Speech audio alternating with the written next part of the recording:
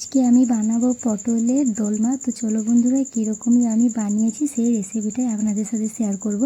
Hello guys, আসসালামু আলাইকুম। আপনারা সবাই কেমন আছেন? আশা করি সকলেই ভালো আছেন। Welcome Shahin viral recipe. চলে এলাম আবারও নতুন রেসিপি নিয়ে। এখানে আমি নিয়েছি 9 পিস পটল। এবার একে আমি ভালো করে ছিলে নিয়েছি। ছিলে নিয়ে এর মধ্যে একটা চামচ দিয়ে এর ভেতরের বিচ্চাগুলো আমি বের করে নেব। দেখতে পাচ্ছ বন্ধুরা, কীরকমই আমি চামচটা ঢুকিয়ে ঘুরিয়ে ঘুরিয়ে বের করে নিচ্ছি। এরকম করে আমি বাকিগুলো ঠিক একইভাবে বের করে নেব। আর এই যে বিচ্চাগুলো আমি পুরোপুরিভাবে বের করে নেব। এই বিচ্চাগুলো কিন্তু আমি মশলাতে কষবো। যেহেতু আলু দেবো ভিতরে, আলু চিংড়ি মাছ, তাই আমি এটাকে ভালো করে এই বিচ্চাটাও দিয়ে ভালো করে কষে নেব। দেখতে পাচ্ছ বন্ধুরা, একদমই ভালো করে আমি বার করে নিয়েছি, একদম ফাঁকা করে। আমি কিন্তু এক সাইডে এরকমভাবে করে বার করে নিয়েছি। এবার আমি এখানে মশলাটা কষার জন্য ফার্স্টে আমি আলু দিয়েছি, তারপরে লবণ হলুদ দিয়ে একটু ভালো করে ভেজে নিচ্ছি। এবার আমি হালকা ভেজে নেওয়ার পরে পটলের যে বিচ্চাটা রেখেছিলাম সেটা দিয়ে লঙ্কা গুঁড়ো দিয়ে এবার এটাকে আমি কষতে থাকবো। এবার এটাকে কষে নেওয়ার পরে তারপরে আমি চিংড়ি মাছটাকে দিয়ে দিচ্ছি, দিয়ে আবারও এটাকে ভালো করে কষে নেব। তো দেখতে পাচ্ছ বন্ধুরা, কত সুন্দর মাখা মাখা হয়ে গেছে। তো এবার এটাকে কিছুক্ষণের জন্য ঢাকনা দিয়ে দেব। আর দেখতে পাচ্ছ একদমই ঝোল মরে গেছে, আর আলুটা যাতে সিদ্ধ হয় তাই একটু ভালো করে কষে নিচ্ছি। দেখতে পাচ্ছ সিদ্ধ হয়ে গেছে, আর কত সুন্দর লাল লাল হয়ে গেছে, একদমই সিদ্ধ হয়ে গেছে।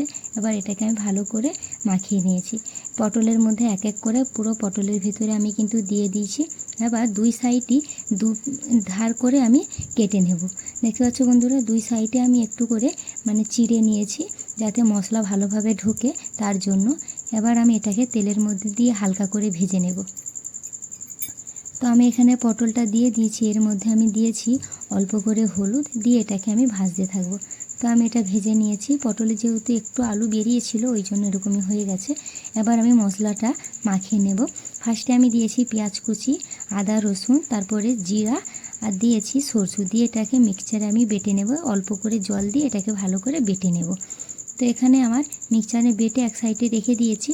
এখানে আমি তেল দিয়ে দিচ্ছি, রিফাইন তেল আর অল্প একটু সরষা তেল দিয়েছি। 2 রকমের তেল দিয়ে এই পটলের দোলমাটা বানাবো।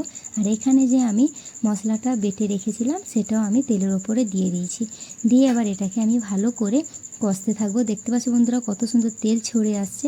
এবার আমি কালো জিরে দিয়েছি, তোমরা দিতে পারো নাও দিতে পারো। তো এবার দিয়ে এটাকে ভালো করে নেড়ে চেড়ে নেওয়ার পরে তারপরে আমি দিয়েছি হলুদ, লঙ্কা।